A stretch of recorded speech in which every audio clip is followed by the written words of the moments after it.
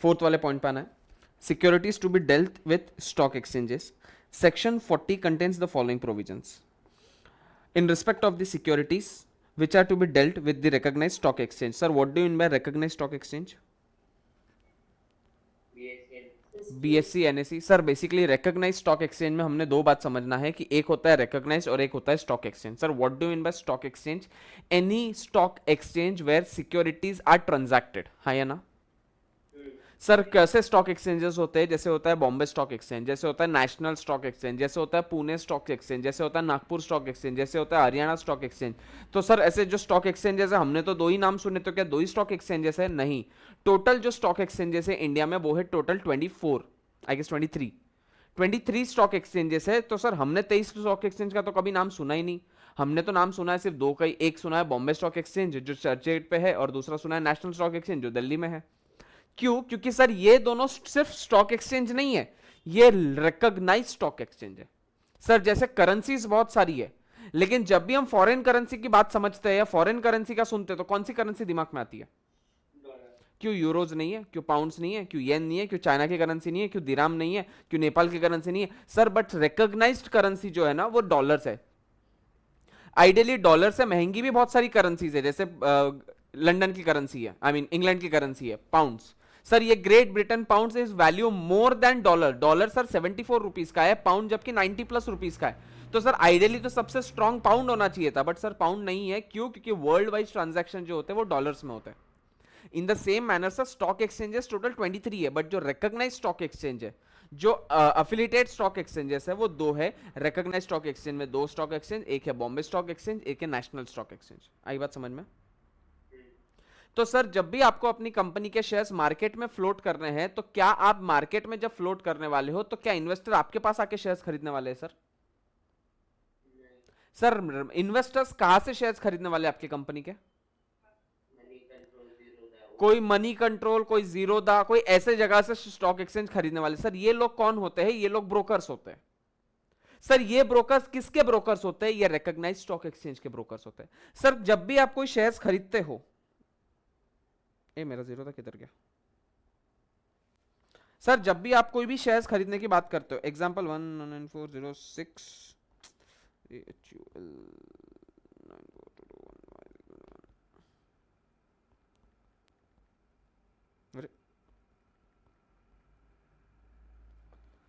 Suppose sir मैं बात करता हूं रिलायंस की।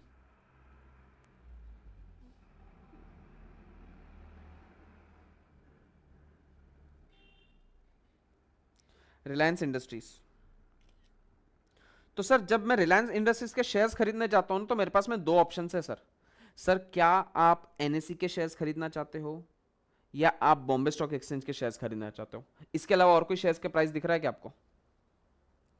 सर रिकॉग्नाइज दो ही मिलेगा आपको सर, या तो आप एनईसी के शेयर्स खरीद सकते हो या तो आप बीएसई के शेयर्स खरीद सकते हो। सर दोनों की प्राइस रेंज अलग रहेगी, बट ऑफ कोर्स थोड़ा सा माइन्यूट सा डिफरेंस होता है, 5 पैसा 3 पैसा 2 पैसे का फर्क होता है।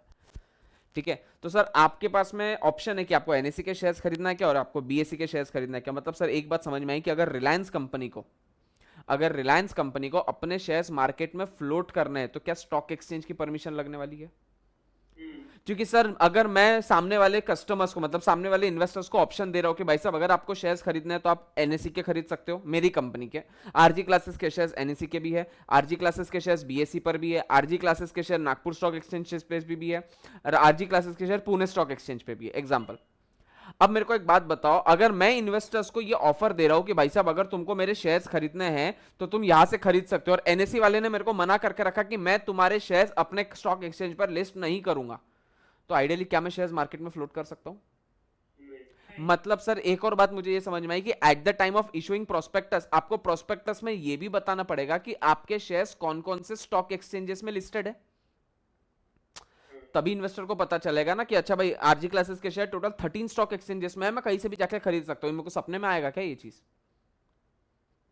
आई ना बात समझ में?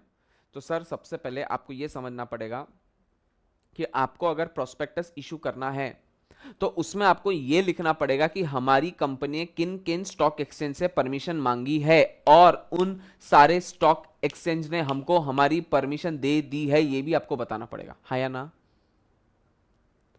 Sir what if 3 stock exchange पे मैंने परमिशन मांगी थी और 2 स्टॉक एक्सचेंज ने ही मेरे को परमिशन दिया है, can I proceed with my IPO और एफपीओ और इश्यू ऑफ शेयर्स?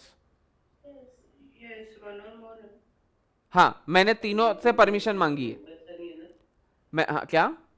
बीएससी और एनएससी की तो कंपल्सरी रहती है। नहीं, ऐसा कुछ नहीं है। ऐसी बहुत सारी कंपनी है जो बीएससी एनएससी पे नहीं है, दूसरे स्टॉक एक्सचेंजेस पर है। तो सर वो बीएससी एनएससी तो मेन है ना। मेन नहीं है, दे आर रिकॉग्नाइज्ड। रिकॉग्नाइज्ड क्यों है? क्योंकि वो खुद ने अपने आप को लिस्ट करके रखा है। मतलब तुम नेशनल स्टॉक एक्सचेंज के भी शेयर्स खरीद सकते हो, तुम बीएससी के भी शेयर्स खरीद सकते हो।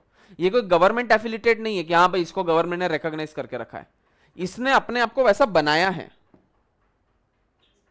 सर अप्लाई वन और मोर में करना है। अप्लाई वन और मोर में करना है मतलब क्या? अप्लाई वन और मोर में करना है company stock exchange one or मोर। मतलब अगर इशू करना है तो पहले में एप्लीकेशन देना पड़ेगा। करेक्ट। वन और मोर को अप्लाई करना है, लेकिन उनका अप्रूवल, एक का ही अप्रूवल चलेगा ना? नहीं, अप्रूवल के लिए ऐसा नहीं लिखा है ना कि एक से ज्यादा होना चाहिए? अगर मैं 4 से परमिशन मांग रहा हूं तो मैं ऑप्शनल परमिशन नहीं मांग रहा हूं ना कि 4 में से कोई भी एक परमिशन दे देगा तो मैं अपना कर लूंगा। मैंने लोगों को बोला है कि मेरी कंपनी के शेयर्स मैंने 4 जगहों पर लिस्ट करने के लिए लिस्ट करने के लिए एप्लीकेशन दिया है, उन चारों की परमिशन लगने वाली है मेरे को।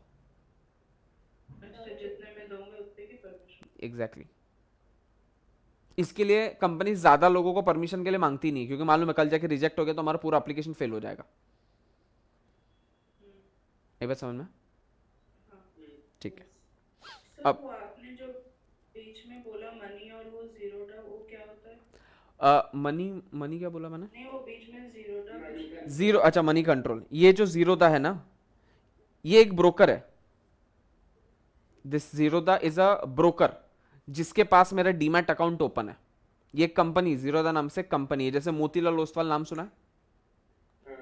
शेर खान नाम सुना है? Sher Khan, Khan sir. Anand Rathi, Angel Broking, perfect, Angel Broking, Swastika, हाँ ठीक है, तो अपस्टॉक्स, हाँ, स्टॉक्स। करेक्ट। तो ये सारे क्या है? ये सारे एक ब्रोकर्स है। ये ब्रोकर है एनएससी बीएससी के या ऐसे कोई भी स्टॉक एक्सचेंजेस के, और इन्होंने इन्होंने 2 जन की ब्रोकरेज लिया हुआ है, एनएससी और बीएससी। इसके लिए अगर तुमको पुणे का स्टॉक एक्सचेंज का कोई अगर खरीदना है तो इस पर तुमको मिलेगा ही नहीं, क्योंकि इसने उसका परमिशन ही नहीं लिया है। तो ये क्या करता है ना कि तुमको अगर कोई भी शेयर्स खरीदना है तो तुमको क्या करना पड़ेगा, इसमें अपने फंड्स ऐड करने पड़ेंगे। देखो इसमें फंड्स दिख रहा होगा तुमको। तो ये क्या करेगा, ये ब्रोकर के पास में तुमने अपने फंड्स डाल के रखे हैं। अब तुम इसको बोलोगे कि भाई साहब मुझे, सपोज ये जो फायरवेब नाम से कंपनी, फर्स्ट नाम जो दिख रहा है, रिलायंस नाम की जो कंपनी, उसके 100 शेयर्स खरीदना है, तो तुम डायरेक्ट कंपनी के पास में नहीं जा रहे हो, ये जाएगा कंपनी के पास में, कंपनी से 10 शेयर्स लेगा और तुमको लाके दे देगा। ये बीच का इंटरमीडिएटरी है। आई बात समझ में? तो ये ब्रोकर है तुम्हारा। मतलब इवन अगर तुमको ऐसा नहीं करना है तो तुम इसको कॉल करके भी बोल सकते हो कि मेरे बिहाफ पे 10 शेयर्स रिलायंस के खरीद ले, तो वो 10 शेयर्स खरीदेगा और तुम्हारे डीमैट अकाउंट में दिखता रहेगा। देख जैसे ये मेरे शेयर्स का होल्डिंग है। तो ये सारे जो शेयर्स है जो मैंने लिए हैं, ये सारे शेयर्स मैंने नहीं लिया, मैं डायरेक्टली कंपनी के पास में नहीं गया। मैंने क्या किया कि मैंने इस जीरोदा को बोला है कि मेरे बिहाफ पर शेयर्स खरीद ले। Let's say for an example, मैं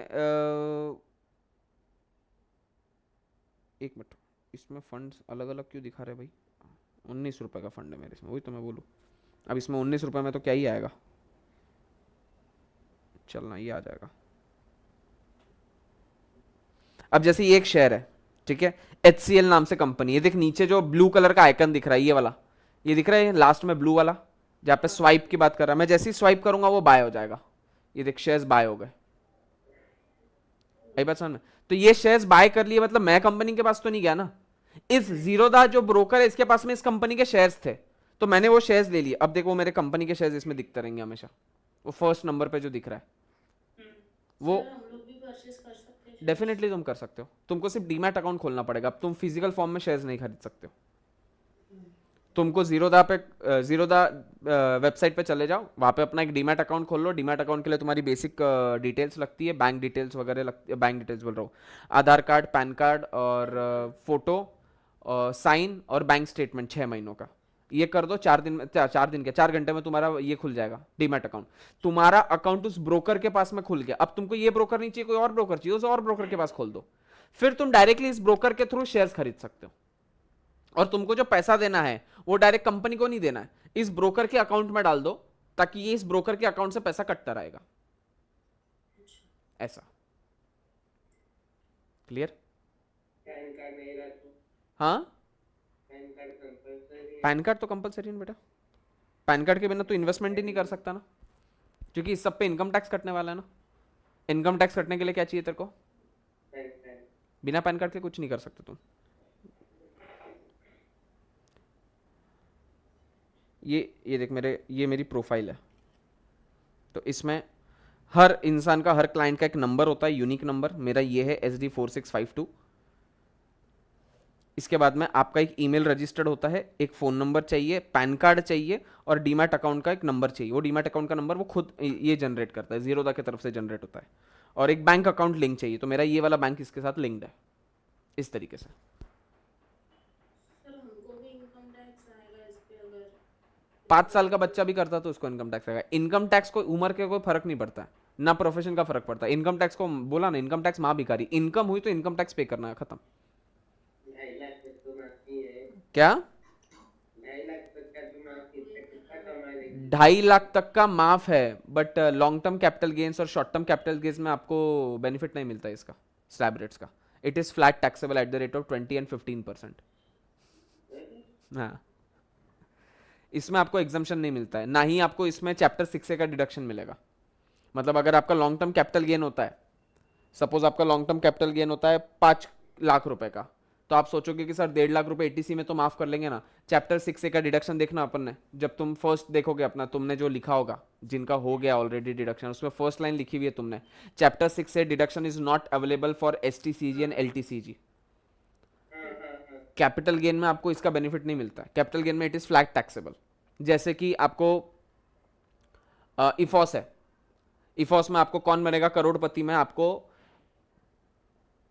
5 लाख रुपए का ये हुआ है, 6 लाख रुपए का आपको गिफ्ट मिला है, या मतलब वो आप जीत गए प्राइस। तो आप क्या सोचोगे, सर 6 लाख पे आइडियली मेरे को टैक्स भरना पड़ेगा, क्यों ना मैं ATC में, PPF में या म्यूचुअल फंड में 1.5 लाख रुपए डाल दूं, तो मेरी इनकम 4.5 लाख रुपए हो जाएगी, और 4.5 लाख रुपए हो जाएगी तो मेरे को इनकम टैक्स नहीं लगेगा, या इनकम टैक्स तो आइडियली लगेगा, बट तुमको ऐसा समझना 4 लाख मिले और तुमने 1.5 लाख डाल दिए, इन्वेस्ट कर दिए, तो 2.5 लाख बच गया, अब मेरे को टैक्स नहीं लगेगा। इसमें आपको डिडक्शन मिलता ही नहीं है ये सारी चीजों में। इस पे लगेगा। दीज आर जो फ्लैट रेट ऑफ टैक्स है, वो फ्लैट रेट ऑफ टैक्स है, उसमें आपको कुछ एग्जाम्पशन नहीं मिलता है, कोई स्लैब रेट नहीं मिलता है, कोई एग्जाम्पशन नहीं मिलता है, कुछ नहीं मिलता है, उस पर आपको टैक्स भरना ही भरना पड़ेगा। आई बात समझ में?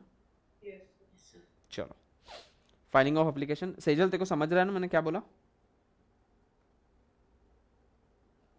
सेजल? हाँ सर समझ रहे हैं। हाँ, okay. Filing of an application with the recognized stock exchange. Every company making public offer, before making such offer, make an application to one or more recognized stock exchange or exchanges and obtain permission for the securities to be dealt in with such a stock exchange or exchanges. Prospectus to state the name of the stock exchange. Maintain a separate bank account. Sir आपको एक separate bank account maintain करके रखना पड़ने वाला है। उसके बाद में condition purporting to waive compliance should be void, shall be void any condition purporting to require और bind any applicant for the securities to waive compliance. Sir अगर आप किसी इंसान को बोलते हो कि मैं तुमको शेयर्स देता हूं, अगर तुमने ये वाली कंडीशन अगर माफ कर दी, तो भाई साहब आपको किसी कंडीशन की माफी नहीं मिलने वाली है। जो कंडीशन आपको फुलफिल करनी है वो आपको फुलफिल करनी है, इसमें आपको किसी चीज का वेवंस नहीं मिलता है। और अगर सर आपने ऐसा कुछ भी नहीं किया तो आपको पेनल्टी लगेगी, जो तुमको लर्न नहीं करनी है। अब बात करते हैं सर पेमेंट ऑफ कमीशन की। सर पेमेंट ऑफ कमीशन किसको? सर कमीशन हम किसको देने वाले हैं? हम पेमेंट ऑफ कमीशन जो देने वाले हैं वो देने वाले हैं ब्रोकर को। नहीं, ब्रोकर का कमीशन हम नहीं देते, ब्रोकर का कमीशन क्लाइंट देता है। सर हम जो कमीशन देने वाले वो देने वाले अंडरराइटर को। Sir what do you mean by underwriter?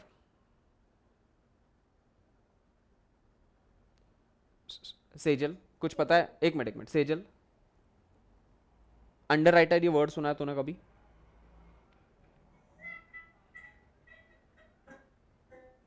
तेरी आवाज नहीं आ रही है सेजल, कुछ नेटवर्क इशू है या क्या है? अच्छा देख, तेरे को बुलबुल हेल्प करेगी, तेरे को पता होगा, आई नो दैट, बट आवाज नहीं आ रही है। बुलबुल हेल्प कर।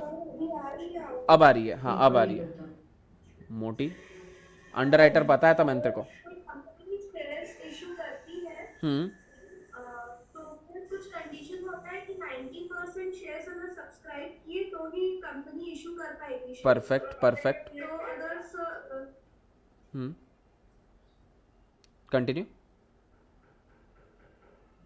तो अगर कंपनी के 90% शेयर सब्सक्राइब नहीं होते हैं, 80% ही होते हैं, Perfect. तो ये 10% शेयर्स अंडरराइटर्स सब्सक्राइब कर लेते हैं ताकि कंपनी अपने शेयर्स इशू कर पाए। Superb superb.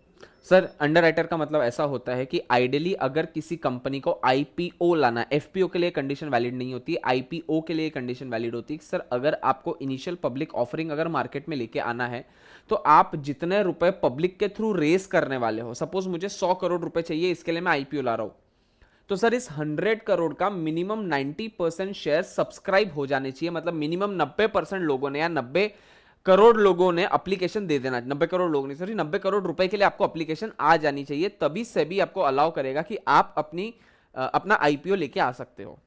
तो सर मेरी कंपनी को डर है कि मैं मार्केट में फ्लोट तो कर रहा हूं शेयर्स, बट व्हाट इफ अगर मेरी कंपनी के शेयर्स 90% सब्सक्राइब नहीं हुए तो सेबी मेरे को अलाउ नहीं करेगा अपनी कंपनी को लिस्ट करने के लिए।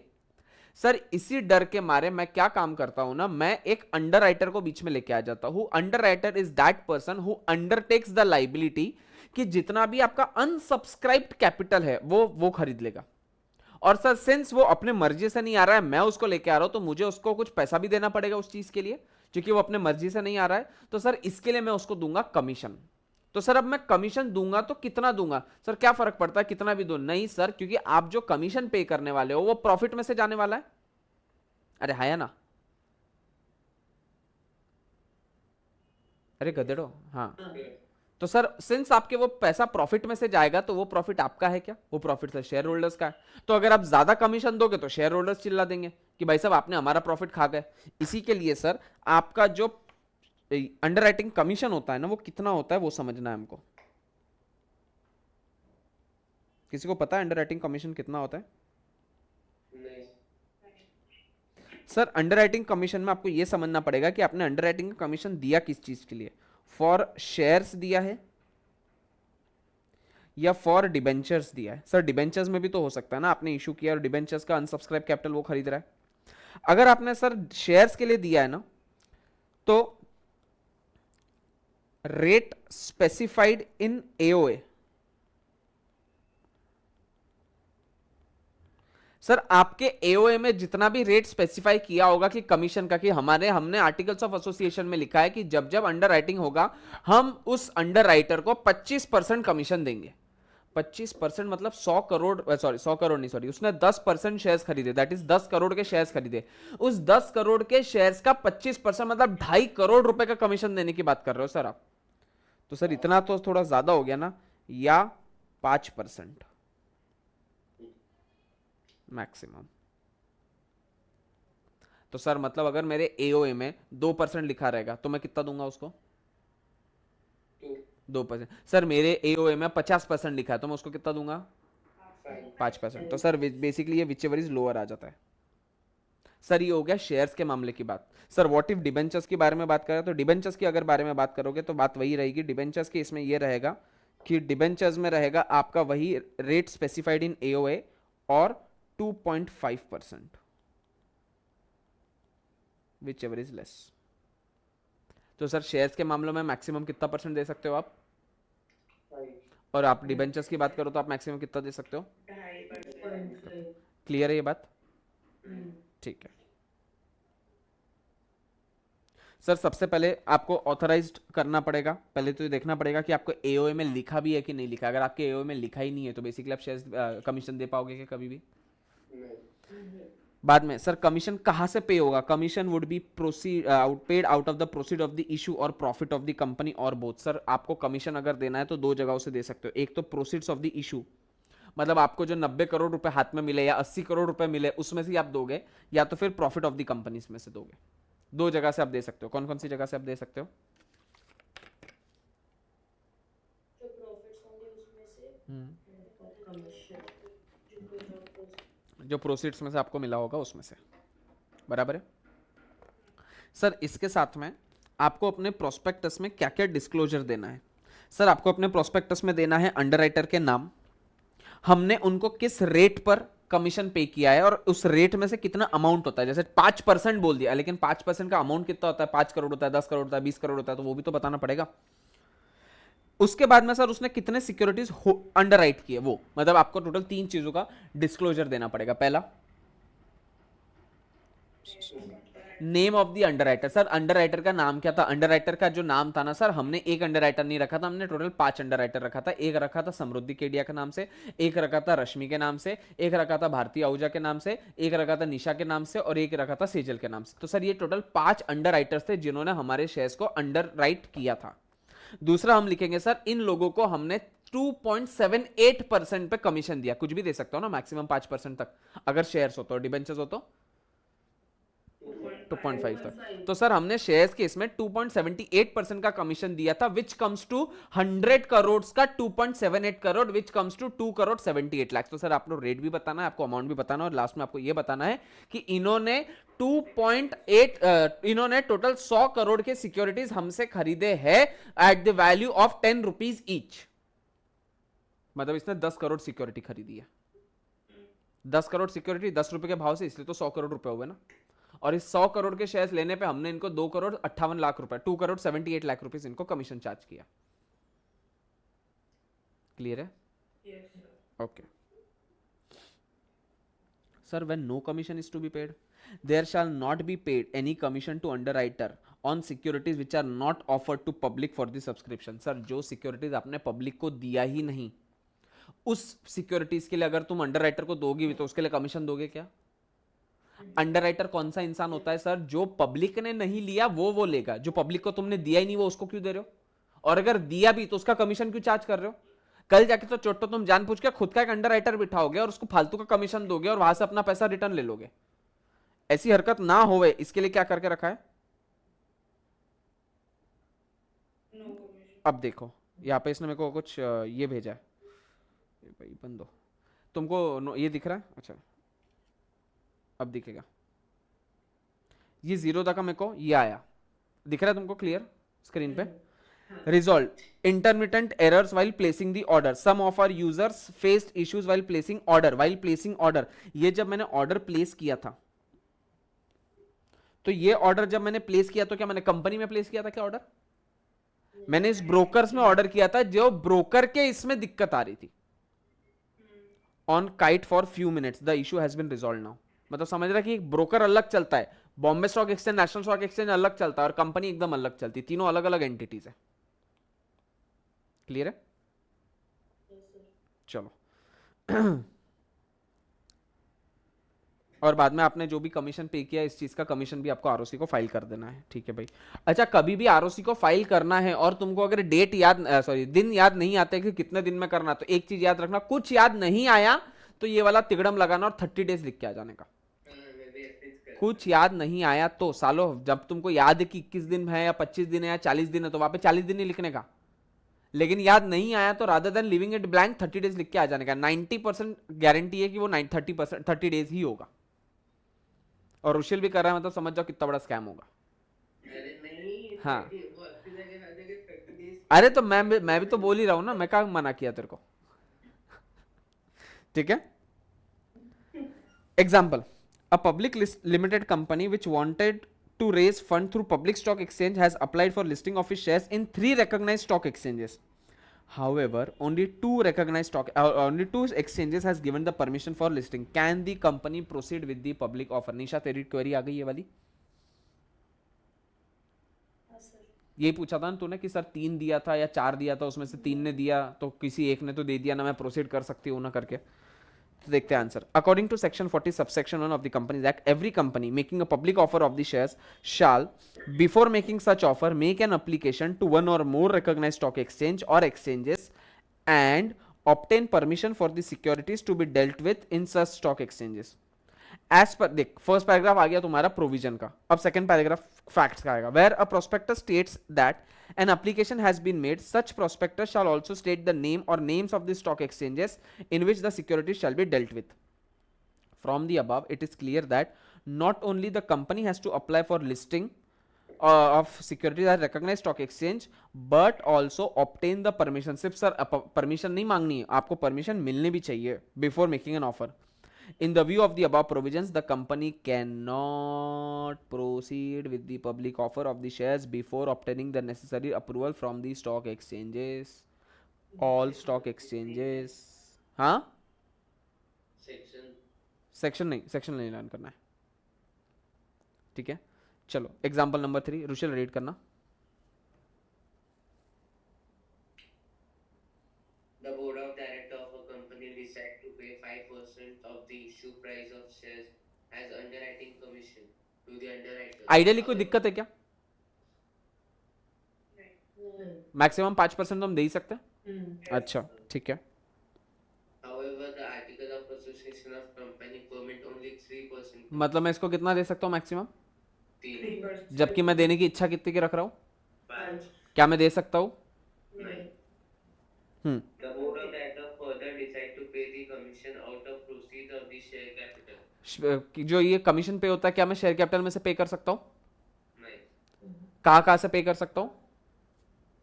एक process issue of the fresh issue के आपको जो भी प्रोसीड्स मिलते हैं वो, या फिर प्रॉफिट्स ऑफ द कंपनी. मतलब इसने दो गलती करने की कोशिश कर रहा है. पहले तो आपकी औकात 3 की थी, आप 5 देने की बात कर रहे हो. दूसरा आपने देना चाहिए था 2 में से, आप शेयर कैपिटल में से दे रहे हो, है या ना? ठीक है, continue. Are the decision taken by the board of directors valid under the Companies Act 2013? हमको आइडियली पता तो है कि नहीं है ऐसा, हमको लगता है. एक बार आंसर खुद से पढ़ लो फटाफट. सर ये प्रोसीड्स ऑफ इशू और शेयर कैप एक ही हो गया ना. हमने इशू किया तो हमारे पास जो प्रोसीड्स मतलब जो हमको मिलता है, हमने जो फ्रेश इशू किया उसका जो हमको पैसा मिलता है, तो फिर वही तो हमारे कैपिटल में दिखता है ना. वही हमारे कैपिटल में दिखता है ना. वही हमारे कैपिटल में दिखता है, बराबर है. लेकिन कैसा रहेगा कि सपोज अब जैसे मैंने आज इसकी बात करते हैं, मेरा मेन कैपिटल तो ये है, this is my main capital, this is my holding, ये मेरा मेन कैपिटल है, बराबर. लेकिन आज जो मैंने शेयर्स खरीदे वो मेरे कैपिटल में नहीं दिख रहे, वो मेरे अलग से दिख रहे पोजीशंस में. ये देखिए आज के मैंने जो शेयर्स खरीदे, तुमने अभी जो मेरे से एक शेयर लिया HCL का 9 रुपए वाला शेयर, वो मेरे पोजीशंस में दिख रहा है. ये देखिए ये पोजीशंस में दिख रहा है, ना कि होल्डिंग्स में दिख रहा है. सर ये पोजीशन ही कल जाके होल्डिंग में शिफ्ट होने वाला है, लेकिन वो आज के दिन में क्या है? पोजीशन. क्योंकि आज जो मैंने प्रोसीड्स, आज जो मैंने फ्रेश इशू किया है, उसमें से कितना अमाउंट मैं ले सकता हूं, हो सकता है कुछ अमाउंट मेरे को रिफंड करना पड़े, हो सकता है कुछ अमाउंट मेरे को एडवांस में लेना पड़ सके. ये फाइनलाइज होने के बाद में इसको होल्डिंग में ट्रांसफर करूंगा.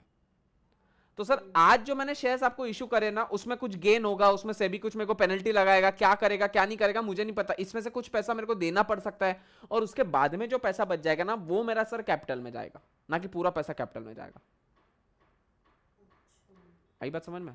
कैपिटल दोनों है. जैसे आज जो तुमने मुझसे शेयर्स, आज जो अभी अपन ने ये HCL के शेयर खरीदा, ये भी मैंने इन्वेस्ट किया, लेकिन आज तुमको ये मेरे कैपिटल में जाते हुए नहीं दिखेगा. आज वो यहीं पे दिखेगा सर तुमको. देख अपन ने 9 रुपए का शेयर लिया था, 5 पैसा गिर गया प्राइस, वो तो मैंने लिया तो वो रेड में जाएगा, कोई दिक्कत ही नहीं है लाइफ में. तुमको अगर शेयर्स खरीदना है तो मैंने जो खरीदे वो कभी नहीं खरीदने का, तुम एकदम सक्सेसफुल रह जाओगे. आपका ग्रीन है आज पूरा. हाँ मेरा ग्रीन. अरे उसमें से कुछ शेयर्स जो मैंने लॉकडाउन में खरीदे थे वो ट्रिपल होगा एक्चुअली. मैंने टाटा मोटर्स 74 रुपीज़ में खरीदा था, वो 330 रुपये का हो गया अब शेयर. और इंडसइंड खरीदा था 300 रुपीज़ का, वो 1200 रुपया हो गया, 4 गुना हो गया वो. इसके लिए वो ग्रीन दिख रहा है. तो ये भी कैपिटल है, लेकिन सर ये कैपिटल आज नहीं दिखेगा, आज ये पोजीशंस में. इसमें क्या होगा कि आज आपने जो ये शेयर्स खरीदे, तो टोटल मैंने आज पूरे दिन में देख कितने शेयर्स खरीदे हुए, इसमें अमाउंट नहीं दिखेगा. ये देखना, एक शेयर खरीदा है 9 रुपए का, 8 शेयर खरीदे 22 रुपए के, 10 शेयर खरीदे 50 रुपए के, सब मिला के 800-900 रुपए के शेयर्स खरीदे. तो अब ये क्या होता है, ये 900 रुपीज के जो शेयर्स है सर, इसमें से कुछ आपका जाएगा ब्रोकर को, ये जीरोधा को कुछ पैसा कमीशन कटेगा सर, कुछ पैसा आपको देना पड़ेगा STT, सिक्योरिटीज ट्रांजैक्शन टैक्स. अरे हाँ या ना? कुछ पैसा आपको देना पड़ेगा सेबी को. और ये सब पैसों का जब सेटलमेंट होगा ना सर, तब जाके आपको पता चलेगा कि आइडियली आपने इन्वेस्ट किया है 500, बट कुछ टैक्स कट कुटा के आपके हाथ में बचने वाले 450. तो ये 450 रुपए ही कल जाके आपके इस होल्डिंग में जाके ऐड हो जाएंगे, ये होल्डिंग्स में. तो सर आइडियली आपने इन्वेस्ट किए थे कितने? 500, जबकि होल्डिंग में गए कितने? 450. तो अगर यही चले जाता तो होल्डिंग में से एडजस्ट नहीं होता. इसलिए जो हमने फ्रेश इशू किया है वो प्रोसीड्स में से आप पहले सब माइनस कर दो, और फिर जो कैपिटल बचेगा सिर्फ उतने कैपिटल को शेयर कैपिटल में लेके जाओ, ऐसा.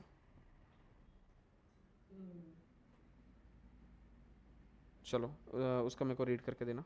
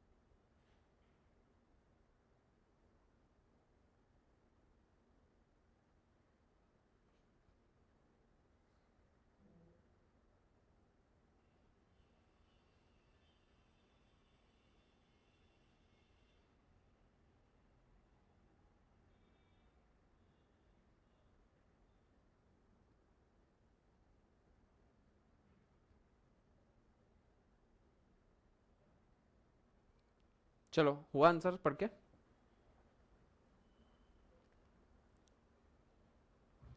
या गधेड़ो. चलो आगे. ठीक है. Fifth point, allotment of securities by the company. Allotment मतलब क्या होता है भाई साहब? शेयर्स को अलॉट करना, शेयर्स को दे देना. सर जितने लोगों ने अप्लाई किया था उस हिसाब से उनको अलॉट कर देना. चलो. Receipt of minimum amount is must. मेरे को एक बात बताओ सर, अभी हमको सेजल जी ने एक बात बताई कि सर अगर आपकी कंपनी को अपनी आईपीओ लेके आना है तो आप जब शेयर्स मार्केट में फ्लोट करोगे तो मिनिमम 90% शेयर सब्सक्राइब हो जाने चाहिए, तब जाके आपकी कंपनी के अपनी आपको लिस्ट करवा सकते हो. और अगर 90% शेयर सब्सक्राइब नहीं होते हैं तो सेबी आपको परमिशन नहीं देगा कि आप अपनी कंपनी को वहाँ पे लिस्ट करवाओ. इसीलिए सर आपको इस बात का जब भय होता है कि हमारे 90% शेयर सब्सक्राइब नहीं करेंगे लोग, तो कल जाके हमारी कंपनी जो लिस्ट करने की कोशिश कर रहे हैं वो लिस्ट नहीं होगी. और इस डर के बदौलत हर कंपनी अपने एक इंसान को लेके आता है जिस इंसान का नाम होता है अंडरराइटर. सर ये बात तो क्लियर हो गई कि ये ऐसा ऐसा होता है. सर व्हाट इफ हमारे शेयर सब्सक्राइब हो गए, अंडरराइटर की जरूरत पड़ी नहीं पड़ी उसका हमारा विषय नहीं है. सपोज पड़ी भी होगी तो पड़ी होगी, नहीं पड़ी तो नहीं पड़ी. मतलब बेसिकली हम हमारी कंपनी को अब लिस्ट करने जा रहे हैं. तो सर हम जब अपनी कंपनी को लिस्ट करने जा रहे हैं तो हमने सामने वाले से जो पैसा लेना है वो कितना पैसा लेना पड़ेगा, तो आपको याद रखना मिनिमम 5% आपको पैसा ले लेना पड़ेगा. सर पूरा पैसा क्यों नहीं ले रहे हम? अरे जरूरी थोड़ी है हर इंसान हर कंपनी एक साथ में पूरा पैसा चार्ज करेगी. मैंने तुमको बताया था कि बहुत सारी कंपनीज जो होती है वो टुकड़े टुकड़ों में पैसा लेती है. वो कॉल करती है भाई साहब कि अब आपका नेक्स्ट इंस्टॉलमेंट ड्यू हो गया, आप हमारा नेक्स्ट इंस्टॉलमेंट पे करिए. अरे आया कि नहीं आया समझ में? तो सर जो मिनिमम अप्लीकेशन मनी होता है वो कितना परसेंट होना चाहिए? तो होता है 5%. अगर किसी इंसान ने 5% के नीचे पे किया तो उसको हम शेयर्स अलॉट ही नहीं करेंगे. आई बात समझ में? जो जितना दिया वो रिफंड कर देंगे. और सर अगर किसी ने 5% शेयर्स जो 5% वैल्यू जो देनी चाहिए थी उसने 5% हमको दिया, उसके बाद का हमने उसको इंस्टॉलमेंट के लिए कॉल किया कि भाई साहब हमारा अगला कॉल आप पे कीजिए. उसने पे नहीं किया, हमने फिर से कॉल किया, उसने फिर से पे नहीं किया, हमने फिर से कॉल किया, हमने फिर से पे नहीं किया, हम फिर से कॉल किया, उसने फिर से पे नहीं किया. हम क्या करेंगे उसके बाद में? उसका शेयर्स को फॉरफिट कर लेंगे. करेक्ट है, पच्चम कर लेंगे उसके शेयर्स को. सर पहला इंस्टॉलमेंट नहीं दिया हम उसका पैसा रिफंड कर देंगे, बाद के इंस्टॉलमेंट नहीं दिया हम उसके शेयर्स फॉरफिट कर देंगे और पैसा उसको रिफंड करेंगे क्या? खत्म. चलो. बुलबुल रीड करना. Receipt of minimum amount is a must. No allotment of any securities of a company offered to the public for subscription shall be made unless the amount stated in the prospectus as the minimum amount has been subscribed and the sums payable on application for the amount so stated has been paid to and received by the company by check or other instrument. ठीक है sir, minimum जो भी आपका subscription amount हमने बोला है prospectus के अंदर वो आपको पे कर देना पड़ेगा. Okay continue. The prospectus must state the minimum amount to be subscribed. Such minimum amount must be received from the subscribers or investors at the time of making application. अच्छा भाई, quantum amount payable on application मैंने कितना बोला था? Ideally कितना पे करना है आपको एप्लीकेशन के टाइम पे? 5%. ओके रीड करना. Continue. The amount payable on application of every security shall not be less than 5% of the nominal account of the security or such other percentage or amount as may be specified by the Securities and Exchange Board by making regulations in its behalf. Okay. Third point, consequences if minimum amount is not subscribed. अगर जितना minimum amount subscribe होना चाहिए था हमने subscribe नहीं कर पाए हम, ठीक है, continue. The stated minimum amount has not been subscribed and the sum payable on application is not received within a period of 30 days from the date of issue of the prospectus or such other period as may be specified by the SEBI, the amount received under subsection 1 shall be returned within such time and manner as may be prescribed. Sir minimum subscription कितना आना चाहिए था? ना, minimum subscription, ना कि subscription का amount. Sir 90% minimum subscription हो जाना चाहिए था और 5% इस 90 में से ही 5%, 90 + 5 मत कर देना उसको, और 5% अप्लीकेशन के टाइम पे आ जाना चाहिए था। सर अगर आपका शेयर्स नहीं आए 90% या 5% आपके पैसे नहीं आए जो मिनिमम अप्लीकेशन मनी होना चाहिए था, तो आपको कितने दिन के अंदर? 30 दिन के अंदर from the issue of prospectus, तो आपको अपना पैसा रिटर्न कर देना पड़ेगा। बराबर है? कितने दिन में करना पड़ेगा वो हमने देखा नहीं, बट रिटर्न कर देना पड़ेगा, ये बात हमको समझ में आई। रिफंड ऑफ अप्लीकेशन मनी, ये आ गया अपना refund of application money. Nisha read करना।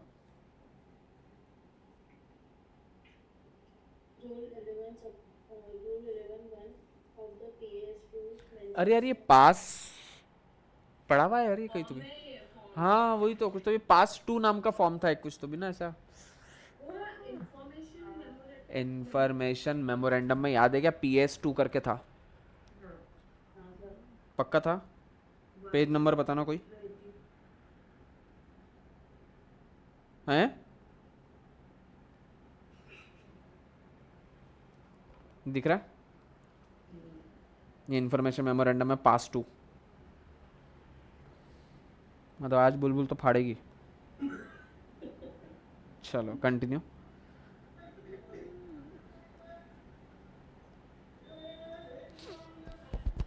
कोई बात नहीं निशा, हमारे भी घर पे है। चलो continue. Pass Rule 11(1) of the PAS rules mentions that if the stated minimum amount has not been subscribed and the sum payable on application is not received within the period specified therein. एक minute pause. Within the period specified therein, कितना period है ये? 30 days. अरे ऊपर ही तो पढ़ा अपन ने, कितने दिन के अंदर आ जाना चाहिए पैसा? 30 डेज फ्रॉम ऑफ प्रोस्पेक्टस। अच्छा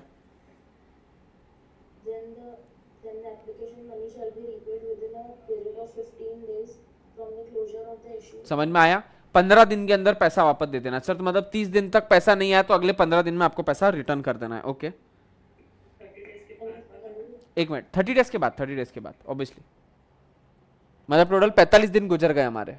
हाँ And if any such money is not so repaid within such period, the directors of the company or officers in default shall jointly and severally be liable to repay that money with interest at the rate of 15% per annum. Sir अगर आपने 30 दिन तक अगर पैसा नहीं आता है जिसका आपने 15 दिन तक रिफंड कर देना चाहिए था, ये रिफंड नहीं किया, तो सारे डायरेक्टर्स और कंपनी को 15% पर एनम के हिसाब से इसके ऊपर ब्याज उसको देना पड़ेगा। आई बात समझ में? सर बट ऑफ कोर्स कितना ब्याज देना पड़ेगा? जितना आपने लेट किया। मतलब सर 30 दिन तक पैसा आ जाना चाहिए था, 30 दिन तक पैसा नहीं आया तो आपने इसको, सॉरी 30 दिन तक उन्होंने अब सब्सक्राइब कर लेना चाहिए था। सिंस उन्होंने 30 दिन तक सब्सक्राइब नहीं किया, इसके लिए आपको नेक्स्ट 15 डेज में उनको रिफंड कर देना चाहिए था। आपके 15 दिन यहाँ खत्म होते हैं, लेकिन इसने आपने जो इसको रिफंड किया, ये रिफंड किया आपने उनको 70 डेज बाद में। एग्जाम्पल ले रहा हूँ 70 डेज, तो सर आपको इंटरेस्ट देना पड़ेगा। आपको रिफंड जो देना था वो 1000 रुपये रिफंड देना था, तो सर अब आपको 1000 रुपया तो रिफंड देना ही देना है, साथ में इंटरेस्ट भी देना है। कितना? 1000 रुपये के ऊपर 15%, लेकिन ये 15% तो सर साल भर का होगा ना, तो इंटू 70 डिवाइडेड बाय 365, इतना अमाउंट का आपको इंटरेस्ट पे करना पड़ेगा। और ये जो 1000 पे करना था ये तो आपको करना ही था। अरे आई क्या बात समझ में? हाँ पक्का ना? डेज के हिसाब से, डेज के हिसाब से। अगर मन से कर सकते हो तो मन से कर लो, बात कुछ फर्क नहीं पड़ने वाला उसमें। आई बात समझ में?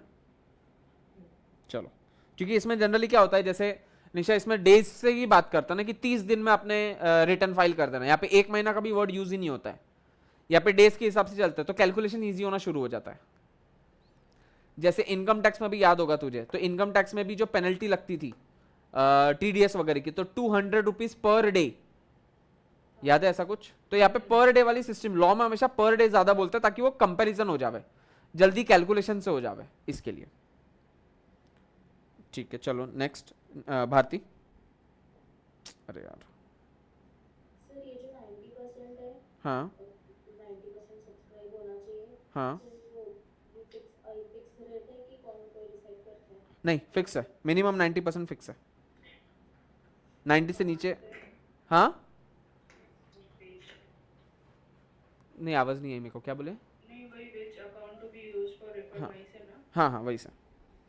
which account to be used for refund according to rule 11 according to rule 11(2), the application money to be refunded shall be credited only to the bank account from which the subscription was remitted. Sir जिस bank account से आपको, जैसे मेरे दो bank account है, एक इंडसइंड का bank account है, कोटक महिंद्रा का अकाउंट है, तो सर अगर मैंने अप्लाई किया था कंपनी को थ्रू कोटक बैंक अकाउंट, तो भली मेरा इंडसइंड का बैंक अकाउंट है, बट क्या वो इंडसइंड बैंक जब वो रिफंड करेगी कंपनी, तो क्या वो इंडसइंड के इसमें डाल सकती है पैसा? सर जिस अकाउंट से पैसा गया था उसी अकाउंट से पैसा रिफंड आना चाहिए। सर इसका लॉजिक क्या है कि भाई जब कंपनी का ऑडिट होता है तो जो ऑडिटर आएगा वो बोलेगा कि भाई साहब राहुल गांधी नाम के 15,000 रुपए तुमको मिले थे, तुमने इसको रिफंड किए, लेकिन इसको तो दिख ही नहीं रहा है क्रेडिट किए हुए, उसके अकाउंट में तो दिख ही नहीं रहा है। भाई साहब मैंने किए ना उसके दूसरे अकाउंट में, ये क्या है? उसका कल दूसरा जाके अकाउंट करेगा, तू तो फ्रॉड कर लेगा कुछ भी बोल के। ऐसा नहीं, जिस अकाउंट से पैसा आया था उसी अकाउंट में रिफंड करते, बात खत्म। क्लियर है बात? ठीक है। इस अलॉटमेंट का आपको एक रिटर्न भी फाइल करना पड़ेगा। सर इसका टाइम लिमिट क्या रहता है? इसका टाइम लिमिट सर होता है 30 डेज का। ठीक है, ये सब कुछ काम नहीं है अपने को।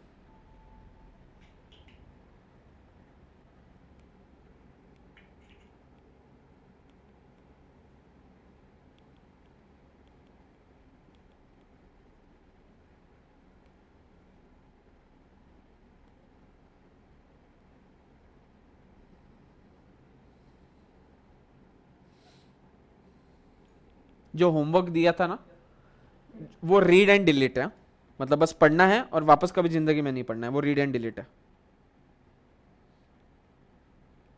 बस आज का टाइम 2.24, बस आज का टाइम दे दो, मैं इसको थोड़ी और मतलब ये जो मेरा रह गया नीचे की नोट्स उसको आज खत्म कर दूंगा। तुम्हारे इसमें अमेंडमेंट हुआ तो तुमको पुरानी नोट्स काम नहीं आ सकती, इसलिए। चलो एग्जाम्पल 4, रुशल रीड करना। After having received 80% of the minimum subscription as stated in the prospectus, Raksha Detective Instruments Limited, before finalization of the allotment, withdrew 50% of the said amount from the bank for purchase of certain assets. Thereafter, it started allotting the shares to the subscriber. Rashmi, one of the subscriber, was allotted 1,000 equity shares. However, refused to accept the allotment on the ground that such allotment was violative of the provision of the Companies Act 2013. हाँ बताओ भाई, क्या लगता है तुमको? Total 80% minimum subscription आया था, but सबसे पहले तो बात बताओ कि 80% में चलेगा क्या? नहीं, 90 होना चाहिए। कितना होना चाहिए? 90। अच्छा चल वो भी एक बार का मैं मान लेता हूँ कि चल हमने एक बार का छोड़ा कि चल ठीक है कोई बात नहीं, बस तूने 80% पे आया है तेरे पास तो ठीक है। अलॉटमेंट करने के पहले बैंक का पैसे को हाथ लगाया कैसे तूने? जब तक आपको शेयर्स अलॉट नहीं होते आपके पैसे को कोई यूज कर सकता है क्या कंपनी? सोच के देखो भाई साहब, मैंने कंपनी को पैसा दिया कि ये ले कंपनी, मैं तेरे को पैसा देता हूं, मेरे को अपने कंपनी के शेयर्स दे दे। अब सिंस बाकी लोगों ने किसी ने भी कंपनी के शेयर्स में ज्यादा सब्सक्राइब नहीं किया तो टोटल कंपनी का 80% ही सब्सक्रिप्शन आया, लेकिन ये मालूम होते हुए भी कि अब 80% में हम काम नहीं कर सकते हैं, उसको मेरे को रिफंड करना पड़ने वाला है मेरा पैसा 15,000 रुपया, बट उसने रिफंड करने के पहले ही मेरा पैसा विड्रॉ कर लिया और कहीं पे यूज कर लिया, और बाद में बोलता है कि चल कोई बात नहीं मैं तेरे को शेयर्स दे दूंगा। आइडियली एक बात बताओ, जब 80% आया था और तूने मेरे से शेयर्स जब मेरे को इशू नहीं किए थे, तूने अभी तक फाइनलाइज नहीं किया, उसके पहले तूने मेरे पैसे को यूज ही कैसे किया? लॉजिकल नहीं लगती तुमको ये बात? सर जब तक आपको शेयर्स अलॉट नहीं हो जाते, जब तक फाइनलाइजेशन नहीं हो जाता है, कंपनी उस आपके पैसे को यूज नहीं कर सकती है। Answer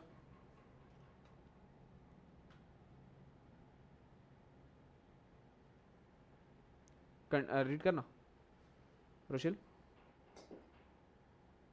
According to the above example, Raksha Detective Instruments could assume.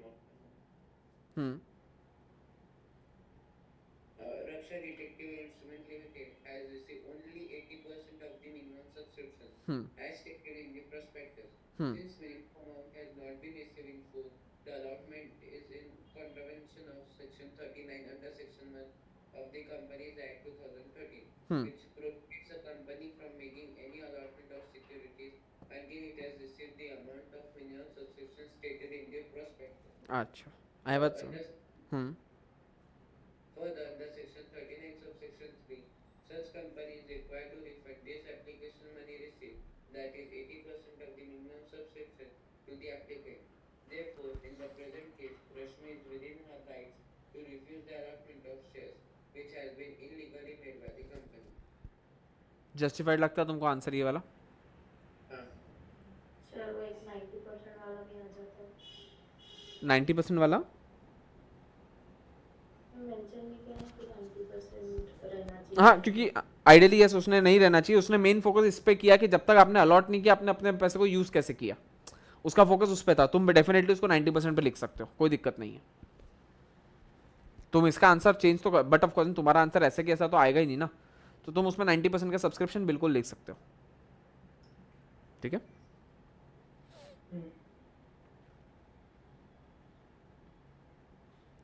फिर आता है miss statement in prospectus. Sir prospectus में आपने ऐसी कोई बात किया है जो आपने मिस स्टेटमेंट किया है। मिस स्टेटमेंट मतलब सपोज कल जाके एक हमारा डायरेक्टर है जिसका नाम है विजय माल्या। अब आपको पता था कि अगर हम हमारे प्रोस्पेक्टस में विजय माल्या का नाम विजय माल्या लिखेंगे, बराबर है, तो लोग दचक जाएंगे, लोग हमारी कंपनी में इन्वेस्ट नहीं करेंगे। तो तुमने जानबूझ के क्या किया, विजय माल्या के जगह पे रुशिल खिवसरा नाम लिख दिया।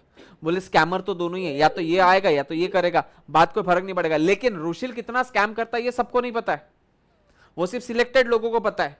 तो सिर्फ उतने लोग इन्वेस्ट नहीं करेंगे, बचे हुए लोगों के लिए क्या रहेगा, बचे हुए लोगों के लिए रुशिल नाम से एक जो भी बंदा रहेगा वो एक नॉर्मल है, जबकि उसके जगह मैं विजय माल्या लिखता हूं तो वो तो डिक्लेयर्ड चोट्टा है। रुशिल इज नॉट डिक्लेयर्ड चोट्टा, रुशिल इज डीम चोट्टा। आई बात ध्यान में। तो तुमने यहां पे जानबूझकर गुमराह किया है इन्वेस्टर्स को, therefore you have done a misstatement in the prospectus। तो बट ऑफ कोर्स इसके ऊपर तुम्हारे ऊपर लाइबिलिटी आने वाली है, क्रिमिनल लाइबिलिटी भी आएगी और सिविल लाइबिलिटी भी आएगी। तो सर क्रिमिनल लाइबिलिटी क्या होती है वो देखते हैं। सर क्रिमिनल लाइबिलिटी में मेरे को नेक्स्ट सेक्शन याद आता है, जब जब क्रिमिनल लाइबिलिटी आता है तब तब वो सेक्शन आता है जिसका सेक्शन का नंबर है 447 फ्रॉड वाला। याद है 447 देख लो, तुम्हारे इसमें लिखा हुआ है वो 3 साल का जेल और मैक्सिमम 10 साल का जेल अगर पब्लिक इन्वॉल्व है तो, पब्लिक इन्वॉल्व नहीं तो मिनिमम 6 महीना मैक्सिमम 10 साल, और जो पेनल्टी होती है वो 3 times the amount involve in fraud. आई बात में। The provisions of section 34 which mentions the criminal liability for the misstatement in the prospectus are stated as under. Where a prospectus issued, circulated, distributed includes any statement which is untrue or misleading in the form or context in which it is included, or where inclusion is likely to mislead every person who authorizes the issue of such prospectus shall be liable under section 447. Exception, it is hereby provided in this section that shall apply to a person if he proves, nothing in this section shall apply to a person if he proves that such statement or omission was immaterial। Sir हाँ, हमने थोड़ा misstatement किया but इससे कोई फर्क नहीं पड़ता sir, हमने विजय माल्या की स्पेलिंग में विजय माल्या और एक ए एक्स्ट्रा लिख दिया, इससे कोई फर्क पड़ने वाला है क्या इन्वेस्टर को? गलत हुआ, आई नो मिसस्टेटमेंट हुआ, जो सही था। मिसस्टेटमेंट क्या होता है, जो चीज सही थी आपने सही से नहीं बताई। तो सर हाँ हमने नहीं बताई, लेकिन सर वो इमटेरियल था, क्या फर्क पड़ने वाला है इससे? जैसे फॉर एन एग्जांपल कोई ये है डायरेक्टर है जिसकी एज हमने 37 इयर्स लिख दी, आइडियली उसकी एज थी 40 इयर्स, कुछ फर्क पड़ने वाला है क्या तुमको? तुम क्या अपना पैसा विड्रॉ कर लोगे, हाँ कितना झूठा है उसने 37 बोला, ये तो 40 इयर्स का, तेरे को क्या करना है पंचायती? ठीक है मिस यूटिलाइजेशन है, उसका मिस स्टेटमेंट है, मैं मानता हूं, बट उससे कोई मटेरियल था क्या ये कोई चीज? तो इसके ऊपर क्रिमिनल लाइबिलिटी लगा देंगे। नहीं नहीं तूने अपनी उम्र 2 साल कम बताई, चल जेल में जा। अब पागल है क्या? इमटेरियल था सर। क्या क्या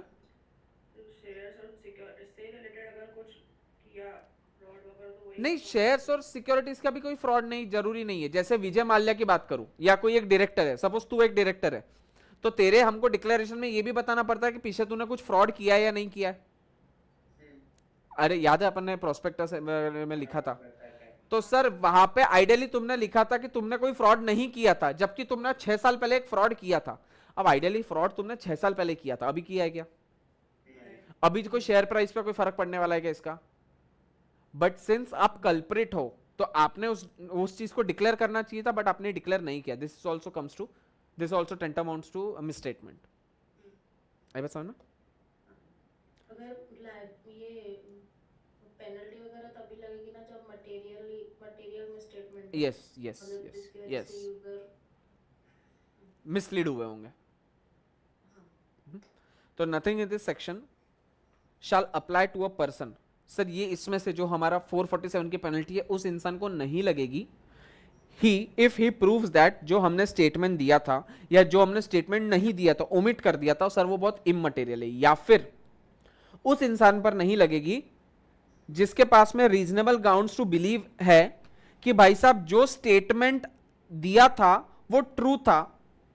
नहीं, क्या लिखा है इसमें? That he had reasonable grounds to believe and did up to the time of issue of prospectus believe that the statement was true and inclusion or omission was necessary। मतलब उसके हिसाब से वो आपको ये प्रूफ करके बोल देगा कि सर मेरे हिसाब से ये स्टेटमेंट हमने ओमिट किया या ये जो स्टेटमेंट हमने लिखा ये मेरे हिसाब से सही है। अब मेरे को नहीं पता था कि आपको ये ऐसा नहीं जमता है। मेरे हिसाब से मैंने कुछ गलत नहीं किया, ना मैंने कोई फ्रॉड के इंटेंशन से कुछ किया था। मैं मेरा इनोसेंस अगर प्रूफ करके बता सकता हूं तो उसके ऊपर 447 की पेनल्टी नहीं लगेगी। आई बात समझ में? अरे हाँ है ना? ओके। उसके बाद में आती है sir civil liability. Civil liability क्या होती है सर? सिविल लाइबिलिटी किन किन लोगों पे लगती है? सबसे पहले डायरेक्टर पे लगेगी। सिविल लाइबिलिटी मतलब पेनल्टी। सर 447 में होता है जेल, criminal liability. Civil liability penalty director पे लगेगा। और ऐसे इंसान पे लगेगा who has authorized himself to be named in the prospectus as a director of the company or as agreed to become such director immediately after interval of the time or is a promoter of the company or he has been authorized the issue of prospectus मतलब CACS कोई जिन्होंने issue किया था, या any expert referred to in section 26। Sir इन लोगों पे civil liability लगेगी, इन 5 लोगों पे। सबसे पहला कौन सा इंसान? Director of the company. Second कौन सा इंसान? Any person who has authorised himself to be named as such in the prospectus. तीसरा कौन सा इंसान? प्रमोटर। चौथा कौन सा इंसान? CACS नहीं, any person authorise who has authorised the issue of prospectus. और पांचवा कौन सा इंसान? Expert. Expert has been defined under which section? Section 26। First page जाके लिख लो, एक्सपर्ट 26।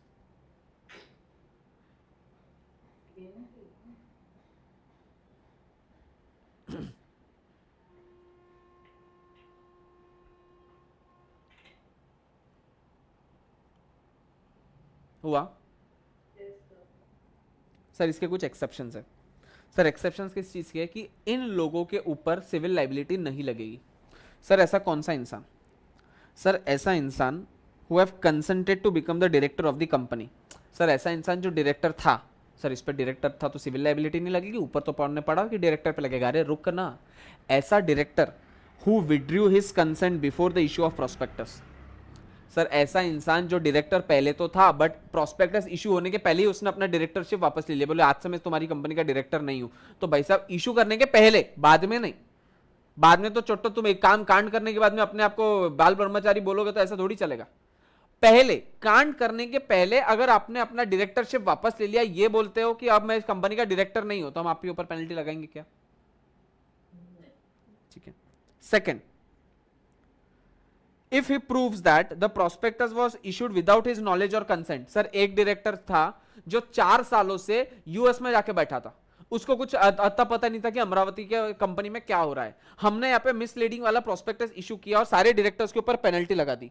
कल जाके वो यूएस वाला इंसान जब आता है वो बोलता है कि क्या हो गया सर, सब लोग कहाँ है? तो भाई हमारी जो सेबी है वो बोलती है कि भाई साहब तुम लोगों ने फ्रॉड किया, मिसलीड किया है। वो यूएस वाला इंसान क्या बोलेगा? भाई साहब मेरे को नहीं मालूम कुछ, मैं तो 4 साल से वहां पे बैठा था। The prospectus was issued without my knowledge, तो मैं उसको जेल में डालू क्या? ठीक है। और सर सपोज वो वहां पे बैठा था और यहाँ के एक डायरेक्टर ने बोल दिया फोन करके उसको कि हम ऐसा एक प्रोस्पेक्टस इशू कर रहे हैं जो हम मिसलीड करने वाले इन्वेस्टर्स को। अब उसकी फट गई। तो पहला केस तो होता है कि जब उसको नॉलेज नहीं था। सेकेंड केस, सर उसको नॉलेज आया and on becoming aware of the issue he gave a reasonable public notice that it was issued without his knowledge or consent. Sir जिस समय आपको पता चलता है कि आपके बचे हुए अमरावती वाले डायरेक्टर्स ने मिसलीडिंग प्रोस्पेक्टस इशू किया है, जिस समय जिस क्षण आपको इस बात का पता चलता है कि भाई साहब ये कांड चल रहा है, तो आपने एक पब्लिक नोटिस इशू कर देनी चाहिए कि भाई साहब जो इस प्रोस्पेक्टस इशू हुआ है वो मेरे कंसेंट के साथ नहीं हुआ है, मेरे नॉलेज के साथ नहीं हुआ है, और उसकी एक कॉपी अपने पास में रख देने का. हाँ बोल. सर प्रोस्पेक्टस इशू करने से पहले वो डायरेक्टर्स की कुछ तो मतलब सिग्नेचर वगैरह कुछ तो लगती होगी ना. प्रोस्पेक्टस इशू करने के लिए सारे डायरेक्टर्स की नहीं लगती ना. प्रोस्पेक्टस इशू करने के लिए या तो एक डायरेक्टर की और एक सीएस की लगती है, और अगर सीएस नहीं है तो मिनिमम 2 डायरेक्टर्स की लगती है. मेरे कंपनी में तो 15 डायरेक्टर है, 2 डायरेक्टर ने साइन कर दिया, खत्म. आई बात समझ में? खत्म. बस इतने 2 पॉइंट, ये तीसरा वाला पॉइंट कोई काम का नहीं है. और सर इसका फर्क क्या पड़ने वाला है कि आपकी जो लाइबिलिटी मतलब डायरेक्टर्स की जो लाइबिलिटी रहेगी वो अनलिमिटेड हो जाएगी. मतलब कल जाके जो भी फ्रॉड होगा वो पूरा फ्रॉड जो का लॉस जो है वो डायरेक्टर्स को उठाना पड़ेगा. आई बात समझ में? नहीं है हाँ ये थर्ड पॉइंट जो था. नहीं, थर्ड पॉइंट का काम का नहीं है.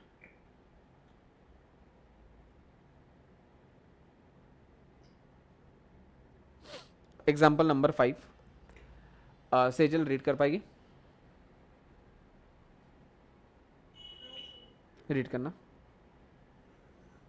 An allotment of shares in a company brought action against a director in respect of false statements made in the prospectus. The director contended that the statements were prepared by the promoters and he simply relied on them. Is the director liable under the circumstances? बताओ भाई, director liable रहेगा? ए गधेड़ो, गलत statement दिया उसने, director liable रहेगा क्या? Definitely रहेगा. बराबर. चलो रीड करना आंसर.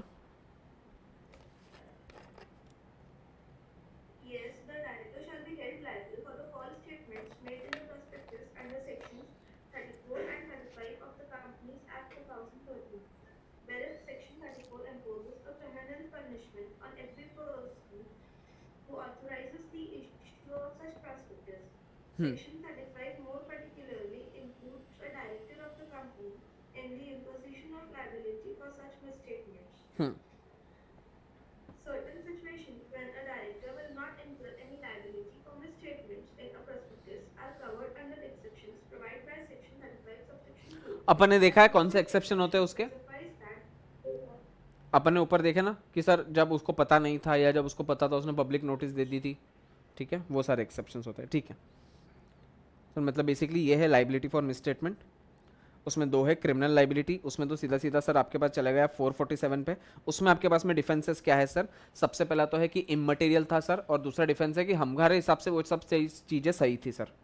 ठीक है. सिविल लाइबिलिटी की बात करते हैं तो सिविल लाइबिलिटी में क्या होने वाला है? आपके पास में डिफेंसेस है सर. सबसे पहले तो आपने अपनी कंसेंट ही विड्रू कर ली. अरे तुमको समझ रहा है कि मैं क्या पढ़ रहा हूँ? आपने अपनी कंसिडरेशन विड्रू कर ली, कंसेंट विड्रू कर लिया.